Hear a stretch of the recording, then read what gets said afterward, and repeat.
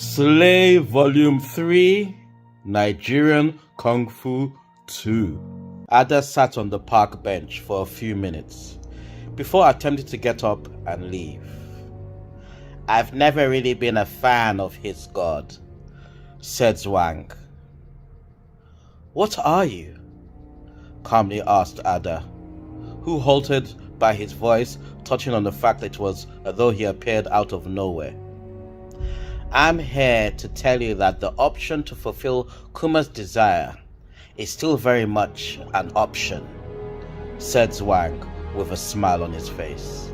1 year later, in the basement of an abandoned building on a Friday evening, a tall and slim Caucasian man in his late 30s was tied, gagged, and terrified on a wooden chair under the only source of light in the room, in form of a naked bulb. Opposite him comfortably sat 13-year-old Jake on a swivel chair with wheels. "Ever since I got my powers back, I've decided to serve the world," said Jake, pulling his chair, leaning right into the face of his prisoner. "So I have decided to go after scum," said Jake, getting up to grab hold of a keg filled with gasoline. "Scum like you that would offer an open mic slot to a white guy who didn't bring any guests, but tell me a black guy that I'm not allowed to perform at the very same open mic because I didn't bring a guest," said Jake, who was now pouring gasoline all over his prisoner. "I was actually going to let it slide, but you seem to be having so much fun being a racist," said Jake, flicking on his lighter. "We need to leave," said Ada, who was now standing at the entrance in her black battlesuit. 3 hours later, 3 cloaked and hooded individuals gathered in an open field and placed what looked to be a small beacon-like device. Moments later, there was a huge explosion, and standing in the middle of a crater where the 3 hooded individuals were now floored was Dorman in his full demon form. The cloaked individuals got to their feet, revealing themselves to be Ada, Jake, and Rip, a young Japanese American with a stoic and rugged feel to him. "Hello, old friend," said a voice from behind. Dorman turned round only to see Leia clenching his fists, with Delali and Michael standing behind him, ready to do battle. "I can't wait to pound your face in once again," said Leia with a smile on his face. Ada in turn fires energy blasts in the direction of Leia and his crew, who in turn avoid it, dispersing in different directions, with Michael returning fire with electrical-based energy blasts, which Jake blocks by turning his arm into a mech-like shield, while Delali launches at Dorman with an aerial kick. Dorman slaps the superpowered teenager aside, only to be tackled through a nearby tree by Leia. Before Leia could proceed to rain down punches on the demon, he is hit off by Rip, who transformed himself into a slicing attack capable of slicing through titanium like a hot knife through butter. At this point, Dorman gets to his feet while his minions gather around him. In turn, Leia and his crew begin running towards the demon, with Michael already firing electrical-based energy blasts. Dorman responds by creating an energy field that blocks Michael's attack and teleports him and his crew away. "Well, that's not good," said Delali, as he, Leia, and Michael stopped to take in the fact Dorman had escaped. 20 minutes later, in Wanstead, East London, a 42-year-old Cynthia leads her 70-year-old father, Jiang, out of an Indian restaurant. "You don't have to come all this way to check up on us," said Cynthia. "I'm not checking up on you. I had some business here, and I thought I'd kill 2 birds with 1 stone, replied Jiang. "Why are you still working? You should be taking it easy."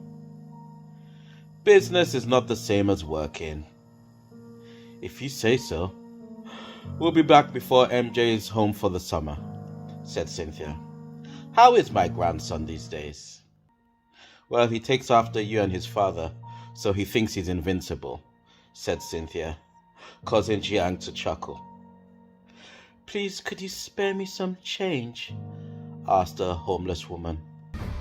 Dorman, Don't take another step, said Nii in a commanding tone, with his eyes advertising the fact that he was fully empowered.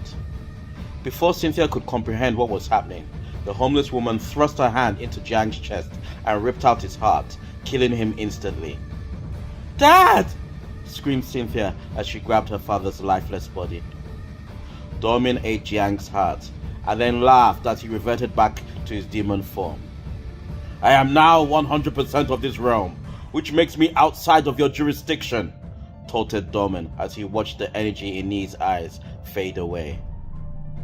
"Congratulations, you've gone from prey to workout," said Nii, then knocking the demon down with a 360-degree tornado kick. Dorman tried to get to his feet, but was greeted by Nii's flying knee to his face, which flung him several feet to the ground. Dorman, having enough, flew away to avoid any further beating. At this point, Nii could only watch with fury, before turning to see Cynthia crying while cradling her father's dead body. 4 hours later, Dorman, now in his human form, rests on a comfortable couch with a glass of wine in his hand, in the living room of one of the many properties he amassed during his last outing in this realm. This one being a cute little cottage somewhere in rural England. "It's good to see you're comfortable," said Zhuang as he suddenly appeared. "I see you still hate knocking," said Dorman, then taking a sip of his wine. "I didn't think your kind cared about etiquette," responded Zhuang. "Please, my kind taught your kind etiquette," said Dorman. "What is your next move?" asked Zhuang. "Turn off their defenses and lead the rest of my kind as we completely subjugate this realm," answered Dorman. "Even in your current state, you are outgunned. You will need to bring another one of your kind to this realm and get them to the same state as you," pointed out Zhuang. "First of all, the moment any of my kind sets foot in this realm, those upgraded humans will be all over them. And if somehow he manages to survive the encounter, he will need to consume the blood of a slayer, which is virtually impossible. I was barely able to do it with a prematurely activated one," highlighted Dorman. "The only real obstacle is getting the blood of a slayer, but even that isn't an issue," said Zhuang. "How so?" asked Dorman. "Because I have the identity of another prematurely activated slayer," answered Zhuang. A week later, a 42-year-old Yumi is standing at Jiang's funeral, with Cynthia crying in his arms as they lower his mentor's coffin into the ground.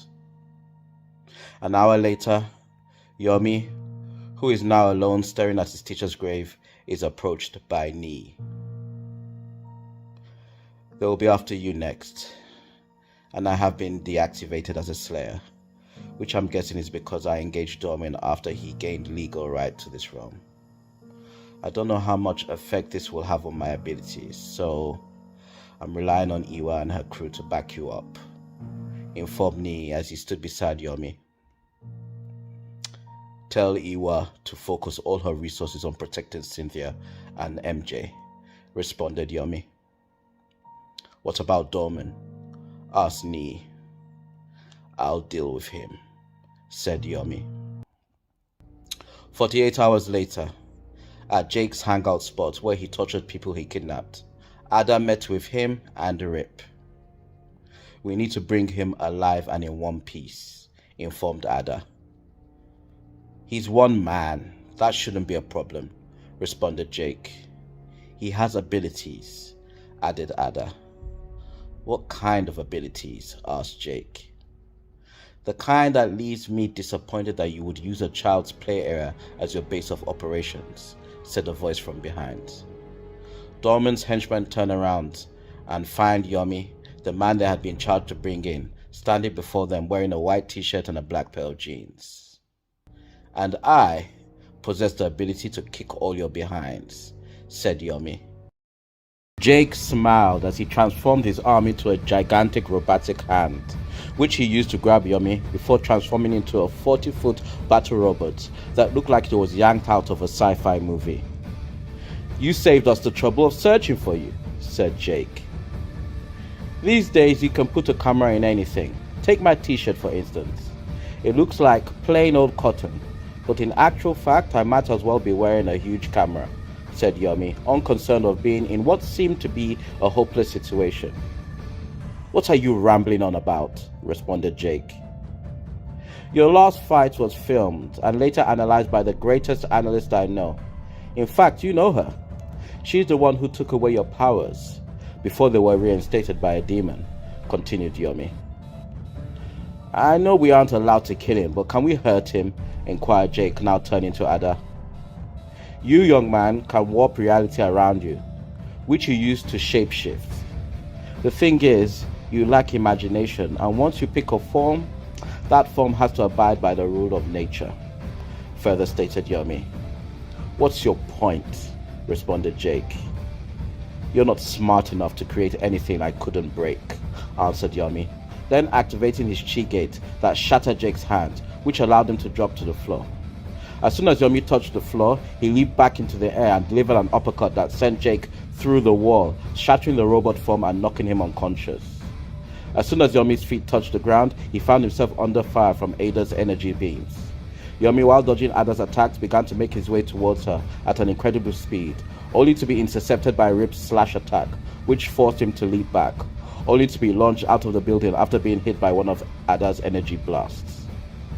As Yumi hit the ground, he rolled into a mid-air vertical spin to avoid another one of Rip's slash attacks, which in turn created a huge crater where the lone warrior once lay. At this point, Yumi once again began to approach Ada rapidly while dodging her energy blast, before leaping into the air to avoid another slash attack from Rip. My intel shows after those 3 attacks, you need 60 seconds before you're capable of anything supernatural, which right now, as far as your chances of survival is concerned, might as well be a lifetime, said Yumi. Rip went into a fighting stance, but before he could even breathe, Yumi was already standing behind him. In an instant, Rip was thrown hundreds of meters away with a roundhouse kick. Yumi then resumed making his way towards Ada, who was now frantically firing energy blasts at him. None of them even came close to touching Yumi, who was now in full chi mode. Before Ada could make any kind of adjustment, she was sent flying to the ground by a punch in her guts. "Is this the part where you subject me to a sermon?" said Ada, now seriously injured on the ground, as Yumi calmly approaches her. "You must have me confused with somebody else," said Yumi as he stood over her in his full chi state. The next evening, at Dorman's cottage, Yumi boldly walks in only to find Dorman seated on a couch, dressed in a blue business suit, with Zhuang standing by his side. "When I was told of your existence, I was so sure it would take a few years and a small fortune to track you down. But here you are, signed, sealed, and delivered," said Dorman. "What can I say? Ripping my Sifu's heart out of his chest leaves certain obligations," responded Yumi. "Obligations or desires? Not only do you lack the full power of a slayer, but you also lack the code of one, which is why you murdered a defenseless Ada," highlighted Dorman. "Are you really going to talk to me about murder?" said Yumi. "Of course I am.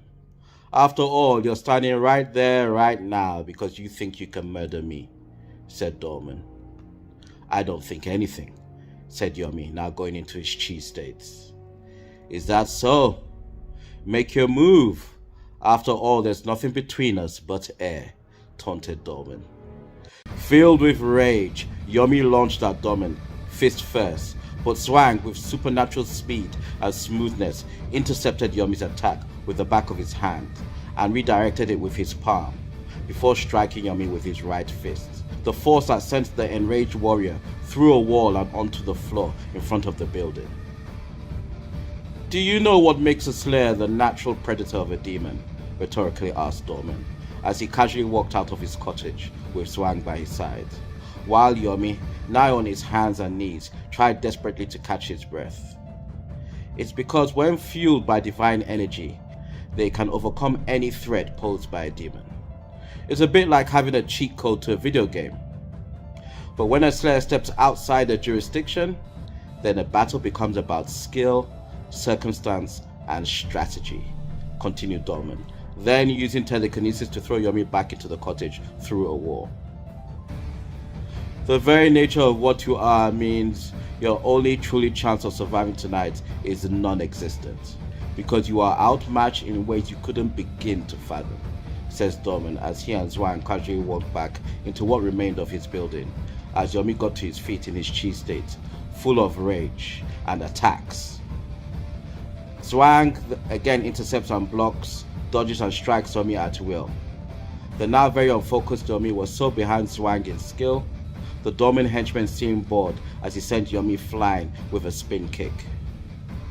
After Yumi violently went through a wall and onto the ground, Dorman raised him off the ground with telekinesis. I'm going to enjoy draining out every drop of blood in your body, said Dorman with a sinister smile on his face. Then, out of nowhere, he was thrown through the wall beside him by an electrical-based energy blast. There's a reason people shouldn't play with their food, said Leia as he, Delali and Michael ran towards a now dazed Dorman, who reacted by transforming into his demon form before being tackled to the floor by Leia. Zwang paid full attention to Yumi, who was by now getting to his feet.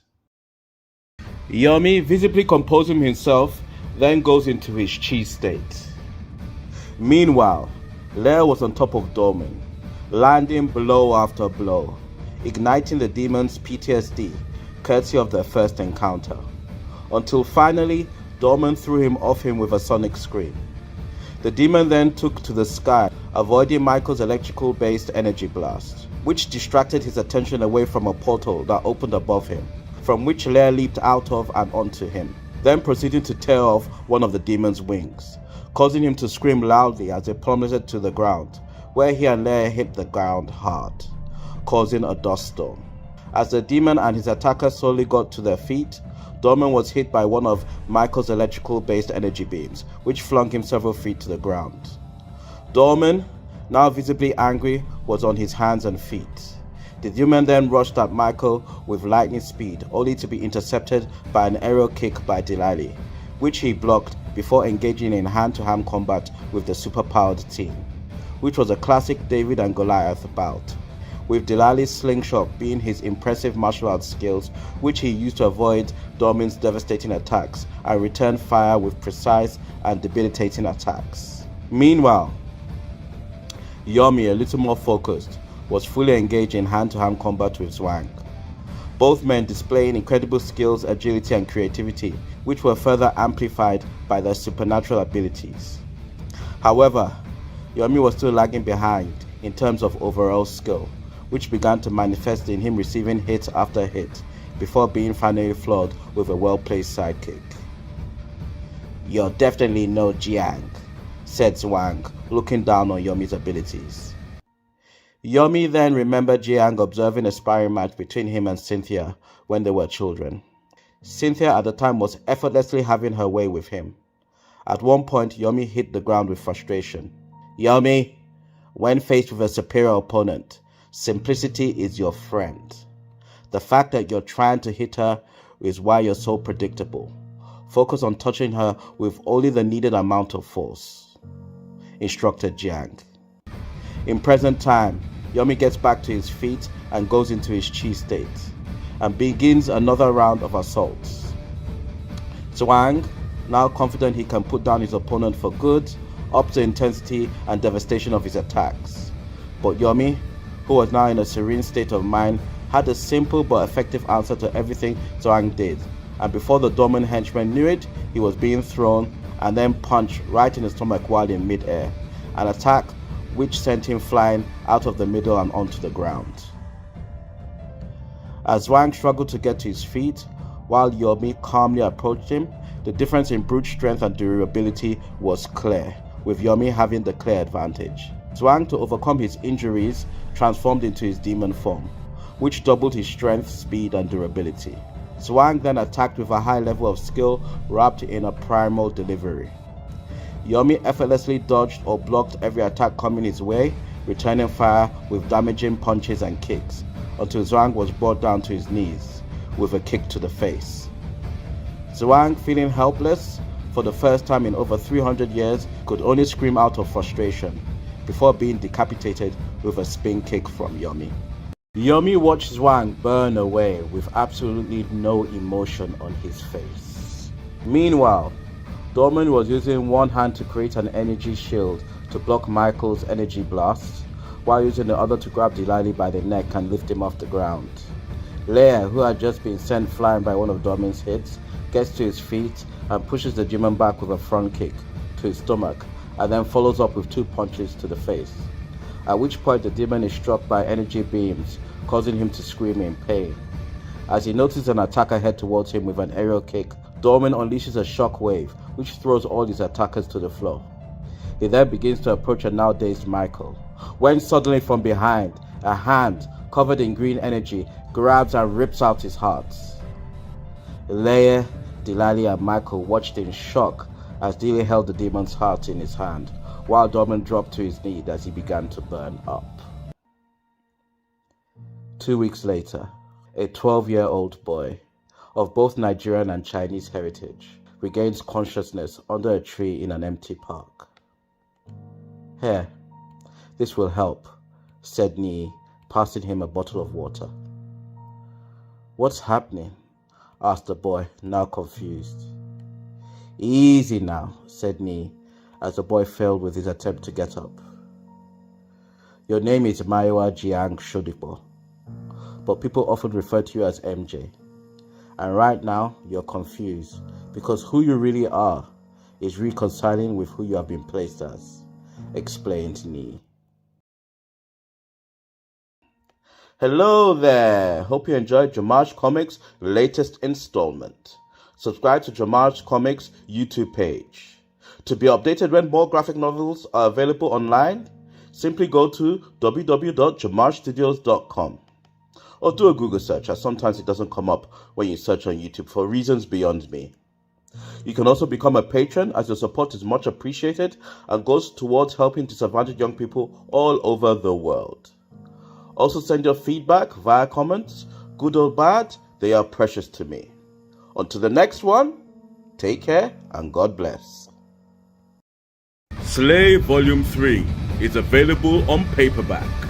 To get your copy, simply go to jomajstudios.com.